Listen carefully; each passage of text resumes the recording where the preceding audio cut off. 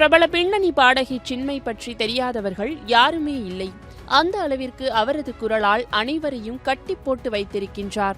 அண்மையில் தக்லைஃப் திரைப்படத்தின் இசை வெளியீட்டு விழாவில் பாடகி தி பாடிய முத்துமழை பாடலை சின்மை மேடையில் பாடியிருப்பார். இந்த பாடல் வைரலானது. அதாவது அவர் பாடிய பாடல் மண்டைக்குள்ளேயே ஓடிக்கொண்டிருக்கும் என்பது போன்று ரசிகர்கள் மனதில் பதிவாகிவிட்டது. அது மட்டுமன்றி சின்மை பாடிய வெர்ஷன் வெளியிடப்பட்டது.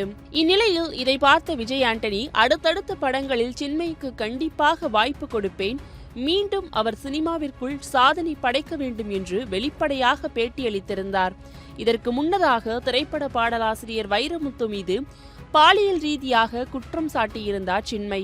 இந்த குற்றச்சாட்டிற்கு வைரமுத்து மறுப்பு தெரிவித்திருந்தார். இந்த விவகாரத்தை தொடர்ந்து வைரமுத்து தமிழ் திரையுலகத்தால் ஓரங்கட்டப்பட்டார். அதேபோல் டப்பிங் யூனியனில் இருந்தும் சின்மை தடை செய்யப்பட்டார். இந்த நிலையில் சின்மைக்கு தொடர்ந்து வாய்ப்புகள் வழங்கப்பட வேண்டும் என்று அவரது ஆதரவாளர்கள் கூறி வரும் நிலையில் தற்போது டி இமான் சின்மையை தனது படத்தில் பாட வைத்துள்ளார்.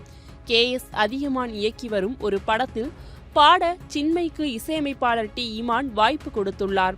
இந்த பாடலை கவிஞர் சினேகன் எழுதியிருக்கின்றார்.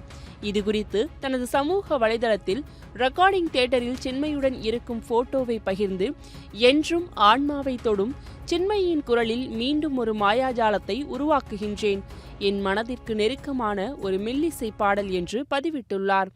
டி இமான் வாய்ப்பு கொடுத்ததன் மூலம் சுமார் 6 ஆண்டுகளுக்கு பின்னர் சின்மை தமிழ் சினிமாவிற்கு கம்பேக் கொடுத்துள்ளார்.